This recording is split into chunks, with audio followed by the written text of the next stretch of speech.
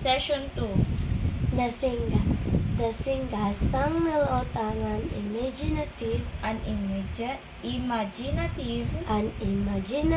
adventurous king was restless by nature and wanted to travel to faraway places. He loves hunting wild animals, so when he heard that there were stags in the jungles of Tanjung Bentam, which were not easy to hunt, he was excited and took with him a great fleet of sheep to Tanjung Bentam. When the king arrived upon the island, he and his subject had a hunting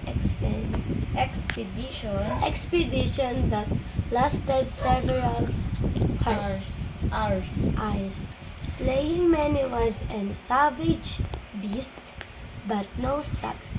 This disappointed the king, for he had a sense of unfulfillment in his heart. Suddenly, a large stag darted out of the bush in front of Sang Nilautang, giving the king a shock. But the king drew his silver dagger and hurled it at the stag, only grazing the animal. The stag began to run and the king pursued it. In those days, it was either your feet or nothing. The stags ran through the jungle and darted up a knoll. The king followed the stag up the hill, but upon reaching the summit, the stag... The king followed the stag up the hill, but upon reaching the summit, parang titigil ka konti. Kasi may gama. The king followed the stag up the hill, but upon reaching the summit, the stag was nowhere to be seen. There was a large rock, so the king climbed it and looked the land and sea spread out around him. In the distance, he saw a stretch of white sand, an island. Sang Nilautama was fascinated by the sight of the island. He turned to one of his subject who had followed him. "What is the name of that island?" The subject looked into the distance and smiled. "That is Temasek, Your Highness." "Then we are going there." The king ordered his fleet to set sail, and they began on their journey towards the island. Suddenly, the once clear blue skies were covered with black clouds. Heavy rain poured from them, and strong bursts of wind threatened to tear the ship apart. The ship carrying Sang Nilautama was in the very eye of the storm. The crew lowered the sails, started to bail the water from the ship and get most of the cargo for jettisoning. However, an idea came to the king's head. He remembered a story his grandfather told him of how one of his ancestors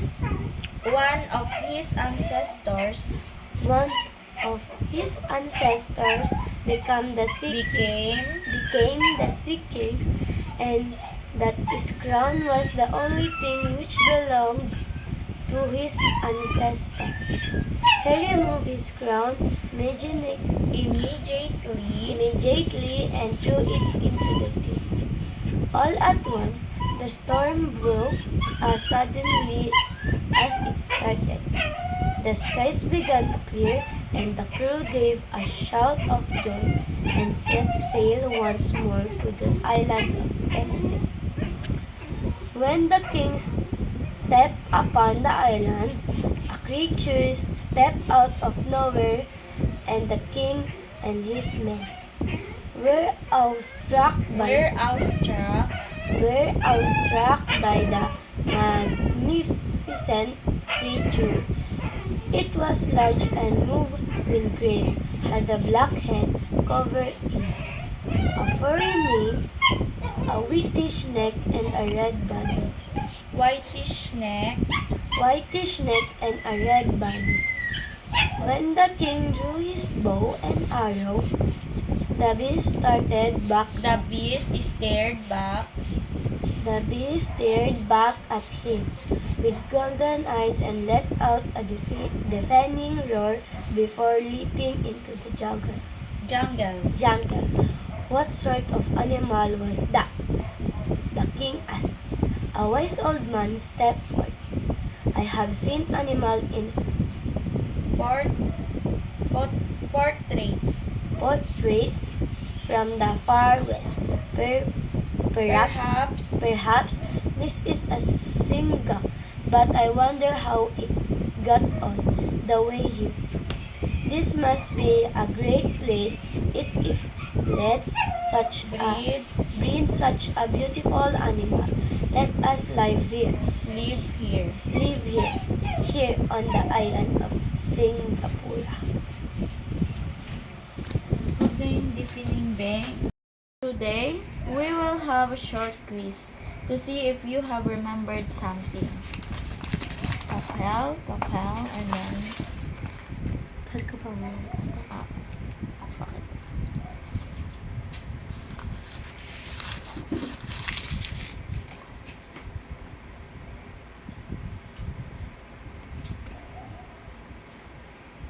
Number 1.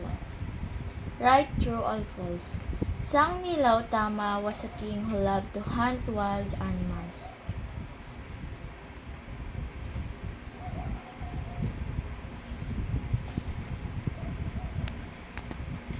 Number 2. The king successfully hunted many stags during his expedition.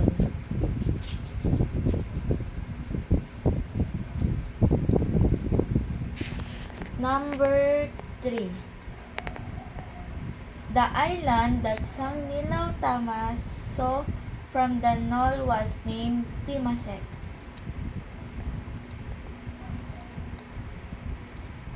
Number 4. The weather was calm and sunny when the king's fleet set sail for the islands.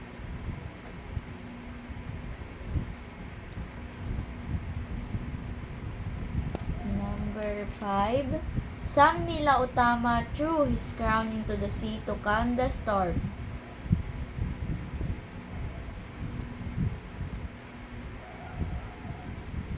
Number 6, 6. The creature that the king encountered had a blue body and yellow eyes.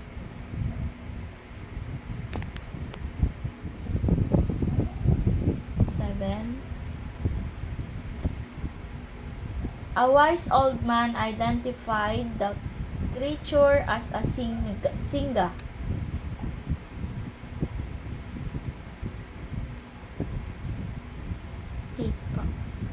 Eight. The king decided to leave the island after encountering the creature.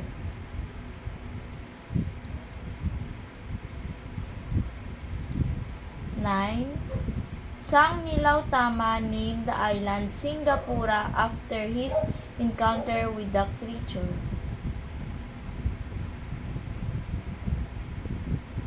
Number 10 na. The story of the Singa has no connection to Singapore's history. Tapos na.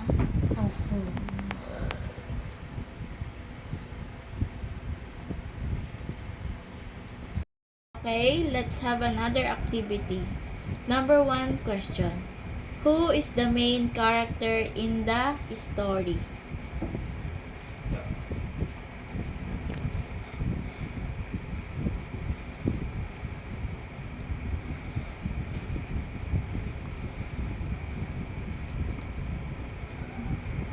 Number 2. What type of animal was Sang Nila Utama originally trying to hunt?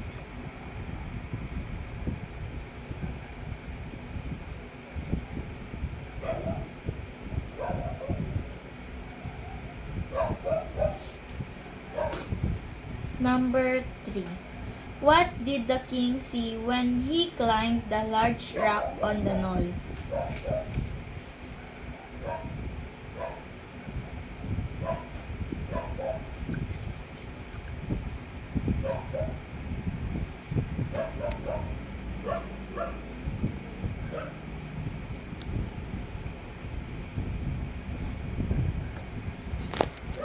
Number 4 na. What is the name of the island that Sang Nila Utama decided to visit?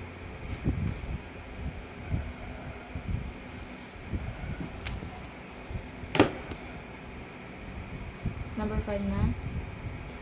What happened to the weather when the king's fleet set sail for the islands?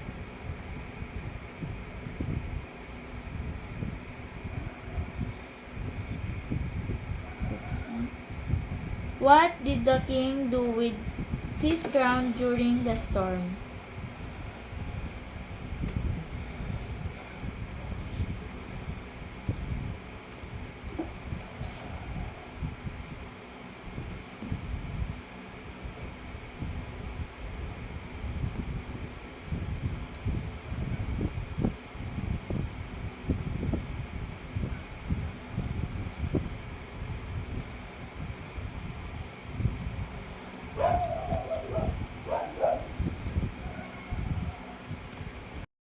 Describe the creature that the king encountered on the island.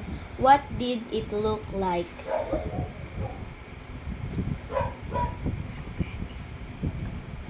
What did the wise old man suggest the creature might be?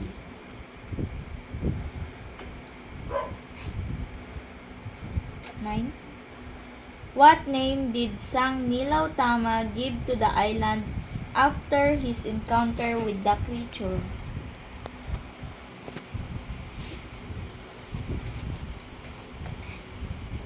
Then, what themes can be identified in the story of the Singa? Okay na? Now, we will check your activity.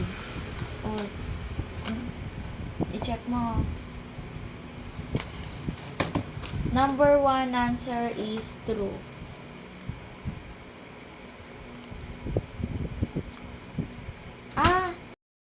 Ngayon, magkakaroon tayo ng panghuling aktibidad.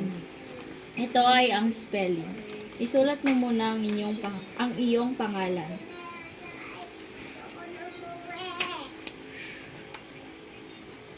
Number 1, imaginative. Imaginative.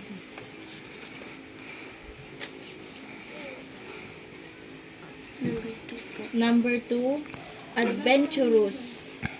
Adventurous.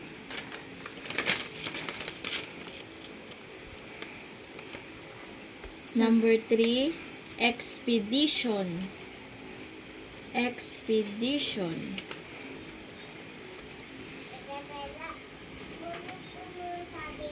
Number 4, lasted. Lasted.